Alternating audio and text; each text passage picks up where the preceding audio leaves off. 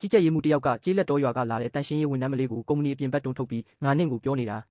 နင့်ပစ္စည်းတွေသိမ်းပြီးခုချက်ချင်းဒီကထွက်သွားနင့်အလုပ်ဖြုတ်ခံလိုက်ရပြီလို့ပြောလိုက်ပါတယ်ပြီးတော့သူထွက်သွားခဲ့ပါတယ်တန်ရှင်းရေးဝန်ထမ်းမလေးကငိုယိုပြီးတမိအလုပ်ကိုတေချာစူးစမ်းလုပ်ခဲ့တာပါဒါကလွန်လွန်းပါတယ်အနိုင်ကျင့်တာတသက်ပဲလို့ပြောခဲ့ပါတယ်သူမှဖြည်းဖြည်းချင်းပြန်ထွက်လိုက်ချိန်မှာပဲဖုန်းစတင်မြည်လာခဲ့ပါတယ်ဖုန်းကိုအိတ်ထဲကအမြန်ဆွဲထုတ်ပြီးကိုင်းလိုက်ကမေတမိလောင်ချုံးကိုပြန်လာခြင်းပြီးဒီကုမ္ပဏီမှာစအလုပ်လုပ်တုန်းကကြီးကြပ်ရေးမှူးကတစ်လ9000ရမယ်လို့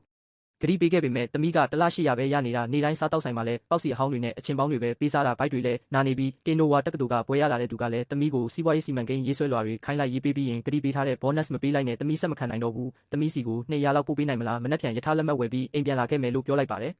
ဒီအချိန်မှာပဲကုမ္ပဏီပိုင်ရှင်တထေးကအနောက်ကနေလမ်းလျှောက်လာပြီးမတ်တက်ရက်ဖုန်းချလိုက်လို့ပြောလိုက်ပါတယ်တန်ရှင်းရေးဝန်ထမ်းမလေးကလမ်းဖြတ်ပြီးဖုန်းကိုအမြန်ချမတ်တက်ရက်ကတထေးလို့စိတ်လှုပ်ရှားစွာပြောလိုက်ပါတယ်တထေးကတန်ရှင်းရေးဝန်ထမ်းမင်းပြောတာတွေကဘာသဘောလဲမင်းဖုန်းပြောတာငါကြားလိုက်တယ်ဒီကုမ္ပဏီအပေါ်မင်းမှာမကျေနပ်ချက်တွေအများကြီးရှိနေတယ်လို့ပဲလို့ပြောပါတယ်တန်ရှင်းရေးဝန်ထမ်းမလေးကမဟုတ်ပါဘူးတထေးသမီးမှာဘာမကျေနပ်ချက်မှမရှိပါဘူးလို့အမြန်ပြန်ဖြေပါတယ်တထေးကမင်းတိတိတတ်တာလိမ့်နေတာပဲကုမ္ပဏီကထမင်းကောင်းကောင်းမကြွေးဘူးလို့မင်းပြောတာကြားလိုက်တယ်ငါတို့ကုမ္ပဏီကဝန်ထမ်းတိုင်းကိုဟင်းလေးမျိုးနဲ့စွပ်ပြုတ်တစ်ခွက်အခမဲ့ပေးတာလို့ပြောလိုက်ပါတန်ရှင်းရေးဝန်ထမ်းမလေးကဘလို့လုပ်ဖြစ်နိုင်မှာလဲဟင်းလေးမျိုးနဲ့စွပ်ပြုတ်တစ်ခွက်အခမဲ့တကယ်ရရင်တမီးတို့ဘာလို့စားလောင်နေရအောင်မလဲစားတောက်တိုင်းတမီးတို့စီကရွက်20ကနေ30အထိကောက်တာပါအဲ့ဒါကိုတမီးတို့ဘလို့လုပ်တတ်နိုင်မှာလဲလို့ပြန်ဖြေပါတယ်တထေးကအံ့အားသင့်စွာဖြင့်တနက်ကိုရွက်20ကနေ30ဟုတ်လားဒီပတ်စံတွေကိုဘသူကောက်နေရလဲလို့မေးပါတယ်တန်ရှင်းရေးဝန်ထမ်းမလေးကကြီးကြပ်ရေးမှူးဝန်ပါလို့ဖြေပါတယ်တထေးကဒီဇိုင်းဌာနကကြီးကြပ်ရေးမှူးဝန်လားလို့မေးရတန်းရှင်းရေးဝန်ထမ်းမလေးကဟုတ်ပါတယ်လို့ဆိုပါတယ်တထေးကငါအလေးနဲ့တတိပေးနေတာနော်မင်းပြောတဲ့စကားတိုင်းအတွက်မင်းမှာတာဝန်ရှိတယ်မင်းရဲ့ကြီးကြပ်ရေးမှုတွေကိုမဟုတ်မမှန်ဆွဆွဲလို့မရဘူးနားလည်လားလို့ခက်ဆဆပြောပါတယ်တရှင်းရေးဝန်ထမ်းမလေးကတထေးကြီးလက်ကလူတွေမလိမ္မာဘူးလို့ခိုင်ခိုင်မာမာပြန်ဖြေခဲ့ပါတယ်တထေးကသူ့အတွင်းအတွင်းရေးမှုစီလှည့်ပြီးသူအခုပြောပြတာတွေကိုစုံစမ်းစစ်ဆေးပြီးပြီလားလို့မေးလိုက်ပါတယ်အတွင်းရေးမှုကမစုံစမ်းရသေးပါဘူးတထေးလို့ပြန်ဖြေပါတယ်တထေးကဒါဆိုကြီးကြပ်ရေးမှုဝန်ကိုငါယုံကန်းနဲ့အမြန်သွားခေါ်ချေလို့အမိန့်ပေးလိုက်ရအတွင်းရေးမှုကဟုတ်ကဲ့တထေးဆိုပြီးချက်ချင်းထွက်သွားခဲ့ပါတယ်တထေးကတရှင်းရေးဝန်ထမ်းမလေးပဲလှည့်ပြီးစိတ်မကောင်းမဖြစ်ပါနဲ့စိတ်အေးထားပြီးငါယုံကန်းနဲ့လိုက်ခဲ့ပါငါကိုယုံပါငါကဒီကုမ္ပဏီရဲ့ပိုင်ရှင်ပါပြဿနာတိုင်းကိုတေချာပေါက်မှန်မှန်ကန်ကန်ဖြေရှင်းပေးမယ်လို့ပြောလိုက်ပါတယ်တန်ရှင်းရေးဝန်ထမ်းမလေးကဟုတ်ကဲ့ပါတထေးလို့ခေါင်းငိမ့်လိုက်ပါတယ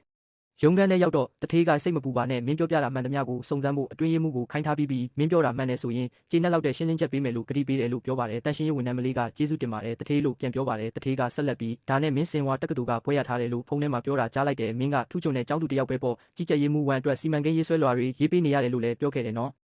ငါမေးပါရစေဦးဒီကုမ္ပဏီအတွက်ဘယ်စီမံကိန်းရေးဆွဲလွှာကိုရေးပေးခဲ့တာလဲလို့မေးလိုက်ပါတယ်တန်ရှင်းရေးဝန်ထမ်းမလေးကစာရွက်စာတမ်းတူလောင်တစ်တာစီမံကိန်းအတွက်စာမျက်နှာ100ပါတဲ့ရေးဆွဲလွှာကိုတမိရေးခဲ့တာပါလို့ပြန်ဖြေပါတယ်တထေးကကြီးကြပ်ရေးမှူးဝန်ကဂတိပေးထားတဲ့ bonus မပေးဘူးလို့လည်းပြောတယ်နော် bonus ဘယ်လောက်လဲလို့မေးရတန်ရှင်းရေးဝန်ထမ်းမလေးကသူတမိကိုရွမ်3000 bonus ပေးမယ်လို့ဂတိပေးခဲ့တာပါကုန်ပစ္စည်းကအရန်ရောက်ရပေမဲ့တမိရွမ်3000ခုထိမရသေးပါဘူးလို့ပြ